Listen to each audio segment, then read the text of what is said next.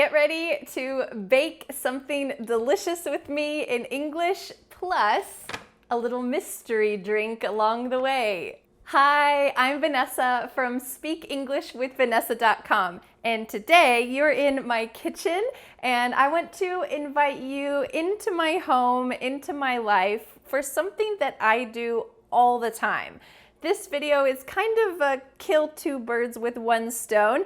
I need to make a few things, and I thought, why not bring you along and teach you English while I'm making this for my family? One of the best ways that you can improve your English speaking skills, listening skills, and life skills is to immerse yourself in real daily life English. And that's what I try to do here on my channel, is show you how real people speak all the time. So I'm going to be just talking while I'm making these two things. And I want you to take a look at the subtitles, catch any new words, see the yellow words that appear, which are going to be new, exciting vocabulary words. And I want you to immerse yourself in English. And like always, I have created a free PDF worksheet. This includes all of the key vocabulary from today, plus there is a bonus downloadable audio. Some of you have asked me for downloadable audios so that you can listen to English and immerse yourself in English wherever you are, even away from the internet. And guess what? It's here for you. When you download this free PDF worksheet, you can download the audio version of this entire lesson. You can listen to my voice, you can repeat after me, and you can improve your English wherever you are. So all you have to do is click the link in the description, enter your name and email address, and voila, just like that, the free PDF worksheet with all of today's vocabulary plus the bonus downloadable audio, it will land in your email inbox. And do you want to know something even better? You never need to sign up for my free PDFs ever again. I will automatically send them to you every single week. It's my gift to you. So don't wait, click on the link in the description to get this free PDF worksheet and bonus downloadable audio. So you might be wondering, what are we making today? It's the big question, right? Well, we're going to be making two things. I will tell you the first thing, but the second thing I'll keep as a surprise for later. You'll have to watch and find out. The first thing we're going to make is an easy, beautiful, fresh loaf of bread. I make this bread all the time. I've been making this bread for the last 6 years, at least 3 times a month, sometimes twice a week if I feel like it, and it is really easy. So I thought I would just talk to you while I make it, and we'll see what kind of real natural vocabulary comes up along the way. All right, so the first thing we need to do, I have all my ingredients here. Because of you, I got more organized. Thank you. The first thing we need to do is add our ingredients to my tub here. So usually we say the word tub for a bathtub, but because this is so big, we could call it a container, no problem, but I'm gonna call it a tub because it's pretty big. So we're gonna add some yeast. This is just active yeast. I did not make this myself. I'm gonna add a tablespoon in. The cool thing about this recipe is it is so forgiving. If you've watched any of my other kitchen lessons, you know that I love recipes that are forgiving because I often am distracted. I have kids with me. Today they're all at school, but I need recipes that are not strict, ones that are pretty easy if you mess up. All right, I'm gonna add a tablespoon of salt as well. And next we're gonna add water. So you want water that's kind of lukewarm. Why do we say Luke? Who is Luke? Luke, if you are watching, you are hopefully not lukewarm. Usually when we say lukewarm, it's kind of a negative thing about a person. Lukewarm water means just not very hot water. It's warm. But if we say you're a lukewarm person, it's such an insult. Why is that? It usually means that you don't really have any standards or values. You don't care about anything passionately. You're just a lukewarm person. Sorry, Luke. So what I do to make lukewarm water is I boil some water in my tea kettle, and then I just pour some cold water into my cup and put some hot boiling water to top it off. So now we can feel it. It's lukewarm. It's fine. It's not too hot, not too cold. Because if it's too hot, it will kill the yeast and then the bread won't rise. What a disaster. I have done that before. Tried to bake bread with cold water. Doesn't work. All right, so we're gonna put in 3 of these. I'm gonna put in a little bit less than 3 and we'll see what happens. I think because we're gonna add another special liquid in just a minute, we're going to put a little bit less water. All right, so I like to doll up my recipe a little bit and not just put in yeast, flour, water, salt. This is sorghum molasses. It's not syrup, it's not maple syrup, it's not honey, it's from a plant that grows natively around here, sorghum. It kind of looks like corn. I'll try to put a picture of it here. I think it's really cool. It has a very rich, deep flavor, and I'm just gonna put a dollop in there. A dollop is a not official term. I think it makes it doesn't make it sweet, it makes it have a more complex taste. So I'm gonna get my stirrer. I'm not sure what you would officially call this. I think it's called a Dutch whisk. A whisk, a regular whisk, is this. But if you use this, it will not work after you add the flour because it's too thick. So I bought this especially for making bread, and I'm just gonna stir it up a bit to get the molasses. The molasses kind of sinks to the bottom. I'm gonna try to just mix it up and get the yeast all integrated, dissolved, as they say. Most recipes, when they have like flour or sugar, well, I guess sugar, salt, or yeast with water, the recipe might use the word dissolve, and it means you can't see the individual particles anymore. All right, so now we have all our wet stuff. Now I'm going to add the dry ingredients. And if you are an official baker, if you work in a shop or, I don't know, bake anything professionally, sorry, I am very unofficial when it comes to this. But you know what? This recipe is so forgiving, who cares? So this is 1 cup. We're gonna need 6.5 cups. If you're official about this, you'll weigh it, you'll flatten the top, all of this. I never do this. And I've been making this recipe for a long time and it doesn't matter. So I'm just gonna plop it in. Let me count out loud. 1, 2, 3, 4,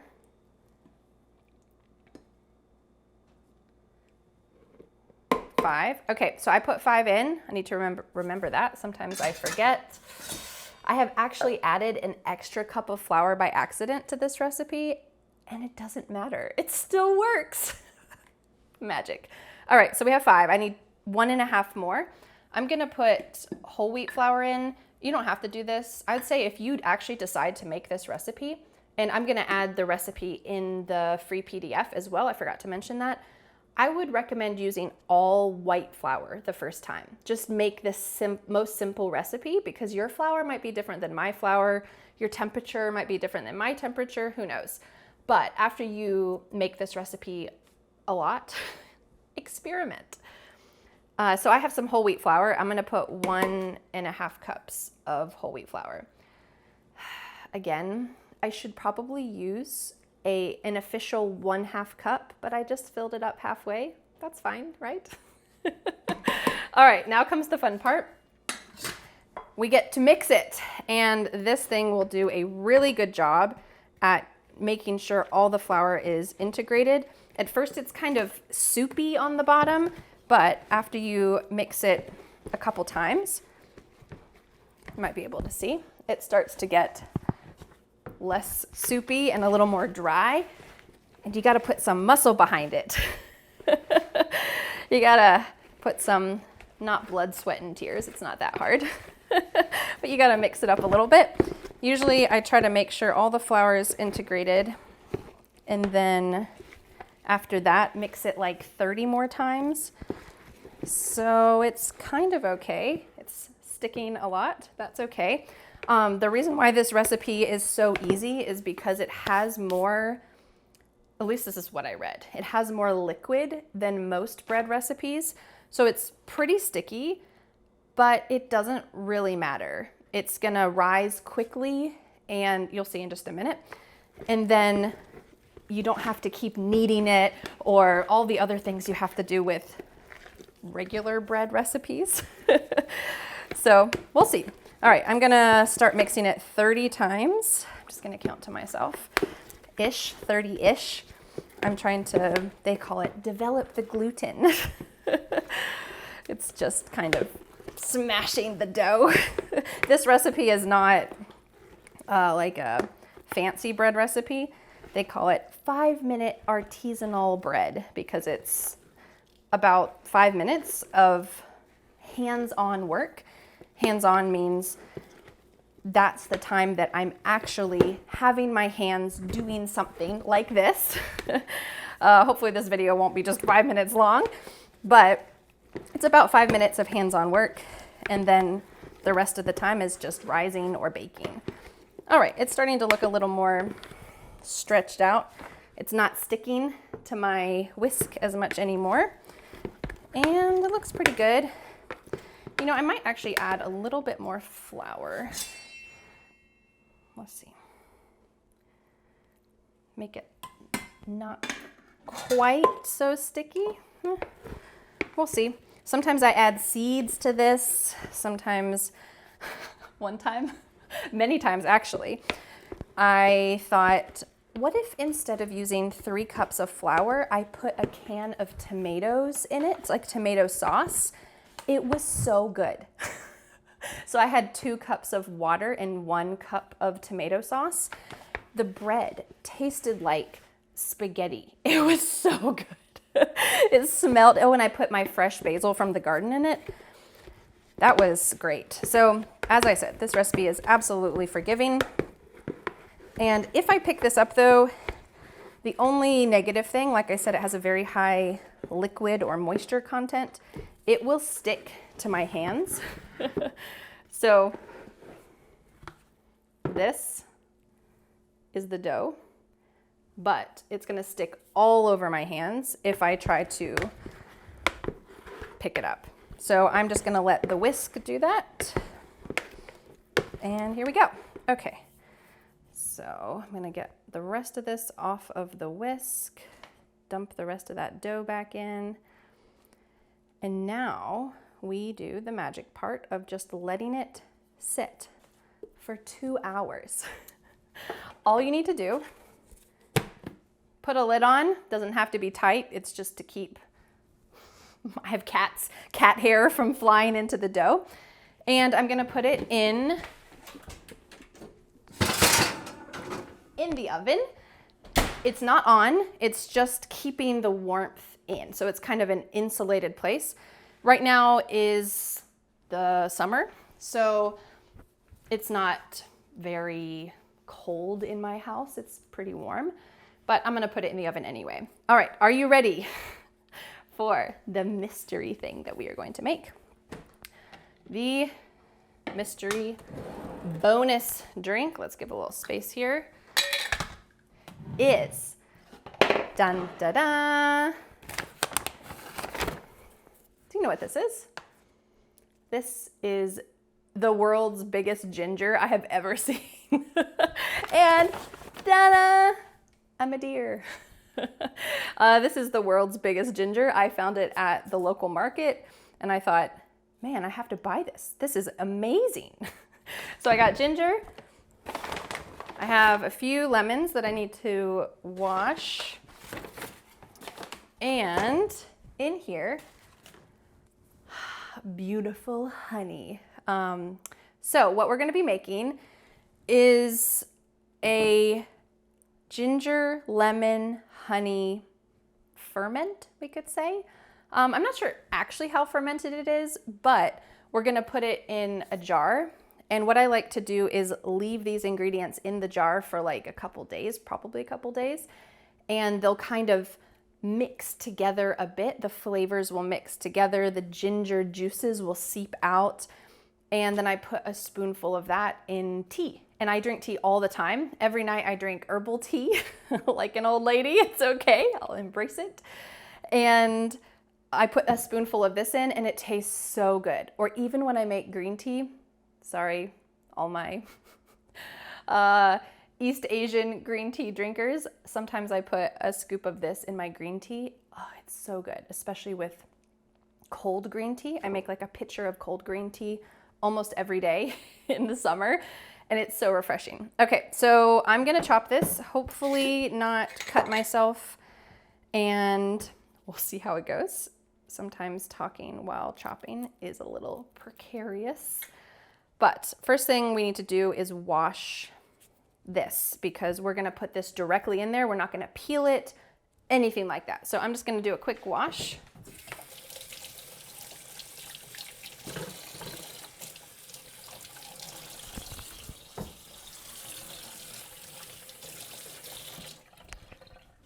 All right, I'm gonna do a quick dry as well because I don't really want water in there. I don't usually leave this in the fridge for that long, but if so, water can make it get like rotten or moldy. And technically honey can last forever, but I'm adding extra stuff to it, so I keep this in the fridge. I don't leave it out on the counter. Maybe you can. If you make this, let me know. Do you leave yours on the counter or do you put it in the fridge? I like to put mine in the fridge just to be safe, just in case. All right, let's start chopping. What am I gonna do first? I think let's chop some lemons first, and then I'll show you how we can put them in the jar. And we'll have to wait a few days to actually drink this. So sorry, you're not gonna see the final product, but you'll get a good idea. Okay. So I'm going to put a lemon at the bottom, and then I'm going to take a few pieces of this ginormous ginger and just try to chop it up. We'll chop up a few pieces. Doesn't need to be anything special or beautiful looking, just chop it up. And the more the merrier. Skin is fine, don't peel it, just throw it in. Okay, so I'm gonna put a few pieces of ginger in the bottom. Then, okay, woo! We're gonna just pour the honey in. And I'm gonna kind of use it as like a glue first. All right, sorry, I'm just using my fingers, don't mind me. Only a few thousand people watching me in the kitchen. No biggie. All right, so you don't need to put the lemons on the outside like this, but I think they look pretty. I'm gonna put some ginger in, put some lemons on the outside. You have to kind of use your fingers for that. I'll put this piece of lemon in the middle. More honey. And the honey will push the lemons to the outside. Kind of. More ginger. Really just put in as much as you can. Fill the whole thing up. They say ginger and lemon have good antimicrobial properties or anti-inflammation, all of that stuff. I don't know the real truth, how much it is compared to other things. I think it tastes good, and if it is pretty healthy, then that's better, right? Okay, honey's kind of dangerous. It can drip everywhere if you're not careful. All right, so I have some lemon in there, but I want to get a lot more lemon in here. So I'm gonna push it down the sides, and I might cut up this other lemon, get that lemon in there too.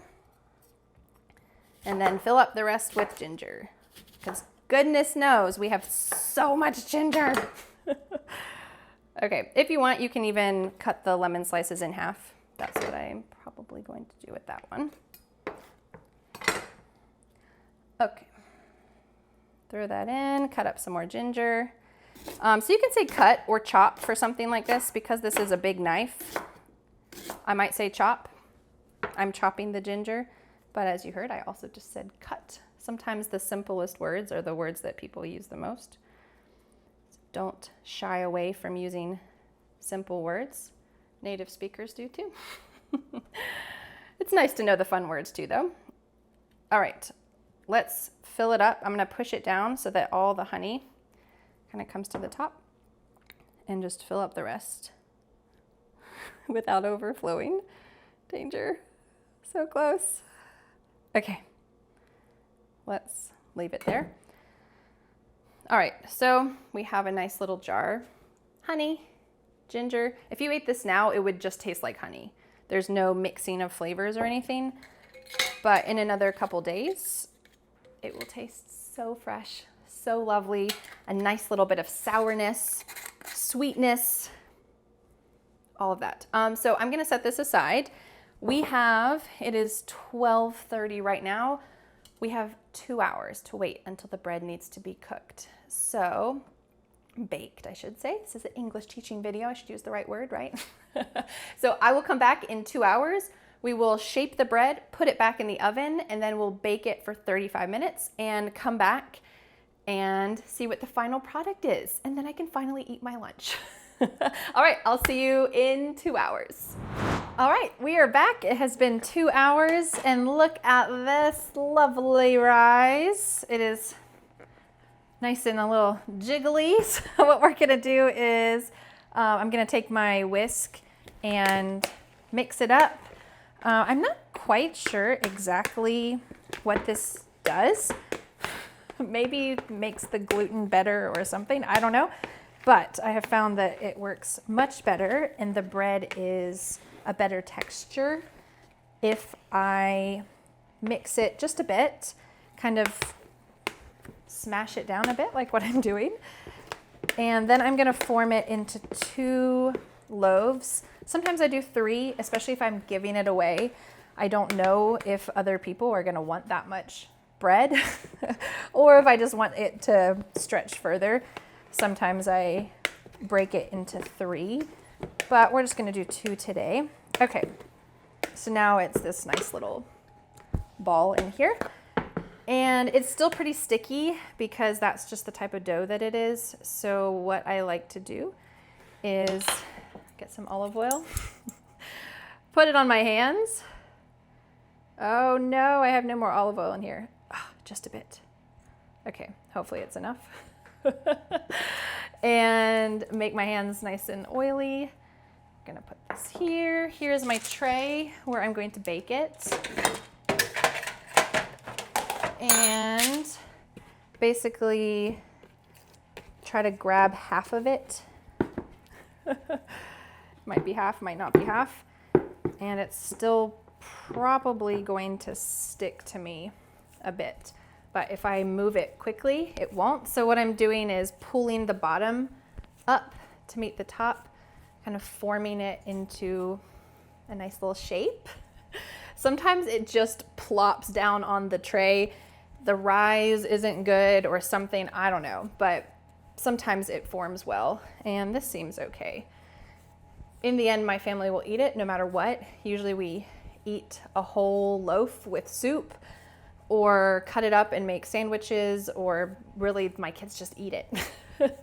So I often don't care how perfect it looks, but we're gonna leave it there. I think I need a little more. I might just use water because it looks like, okay, I think that should be okay. We'll see. Put some on my hands, do the second one. This is my favorite thing to bring whenever I have a potluck. I don't know if that's a really American thing or if other countries do that, but it's like a party where everyone brings a dish. It's the best kind of party in my opinion because it's no stress for the host. everyone brings something, and it doesn't matter if it all works perfectly together. Everyone is just responsible for one dish, and then there's automatically enough food for everybody because everyone's bringing something. So I always bring bread. It's simple for me, but also I think every meal, at least most meals, go well with bread. Okay, so this is just an optional step, but I like to do it. I have some flour, and I'm gonna sprinkle or dump, depending on how you look at it, a little bit of flour on the top. And then we're gonna do something fun. Take a knife and cut a little shape into it. What should I do? Usually I just do something simple, but maybe we'll make it fun today. So let's make some little V shapes. And I think this is supposed to let the steam out. I've tried different cuts, and I'm not exactly sure what is the best way to do it, but it helps it not just completely crack in funny ways. So sometimes you need like a really deep cut to let the steam out. I don't know. I'm not an expert. I just bake bread for my family. This one I'll cut in the way I usually do. So usually I cut like a deep cut around the side, and that will open up and let a lot of steam out, and then just some little fun cuts on top. All right, let's see what the oven says. Now I would normally just throw this right in the oven, but it is at 362. It needs to get to 450, so we'll have to wait for a little bit. But you can take a look at our lovely teas that we made 2 hours ago. Just an interesting note about numbers. So I just said that the temperature of the oven is 362 and it needs to get to 450. Well, it's really 450, but sometimes when we're talking about oven temperatures, we split it apart. And instead of saying 450 degrees, which you can totally say, that's absolutely fine, and we do say that, but sometimes we split it apart and say 450, 362.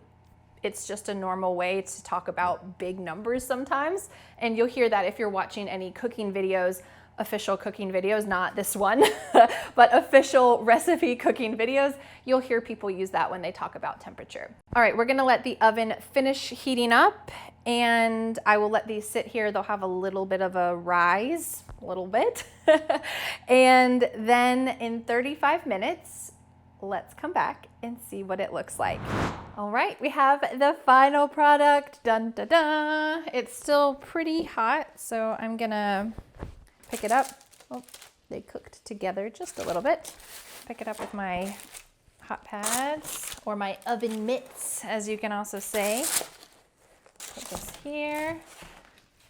Move that back there.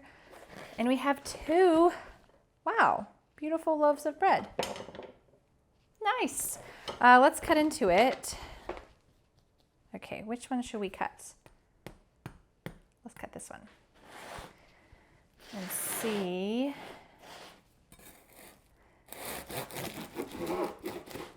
Ooh, it's still steamy inside. Sometimes I try to push it and see if it is too dense, then it will just kind of smush into, excuse me, smush, excuse me, into itself. But seems good. Cut a nice slice. Ooh, steamy. Can you see that? Put some butter on this, put some honey on this. So great. Well, my kids are almost home from school, so they will be very excited to have fresh bread.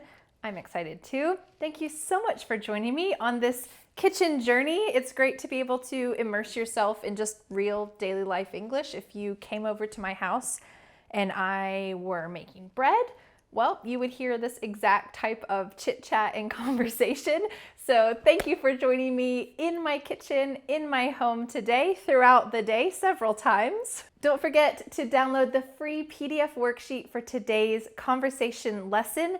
You'll be able to also get the bonus downloadable audio of this entire video. You can listen to me baking bread wherever you are, whether you are in the car, in the subway, making food in your own kitchen. You can listen to that audio at any time. Just click on the link in the description, enter your name and email address, and voila, just like that, the free PDF worksheet and downloadable audio will land in your email inbox. And like I mentioned at the beginning of this lesson, you never need to download, or you never need to sign up, I should say.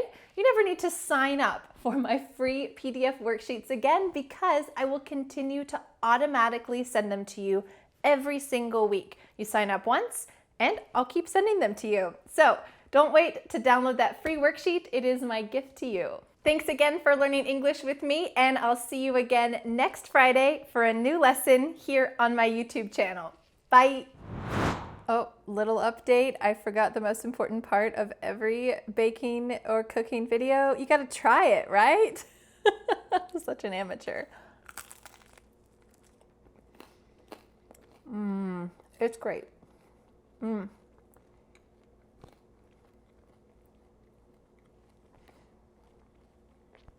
Simple, satisfying, it's bread. But wait, do you want more? I recommend watching this video next, where you will learn a lot of kitchen items in English. This is really helpful if you want to learn those basic items that you use every day in English, so that you can comfortably talk about them in your daily life. I'll see you there. Bye.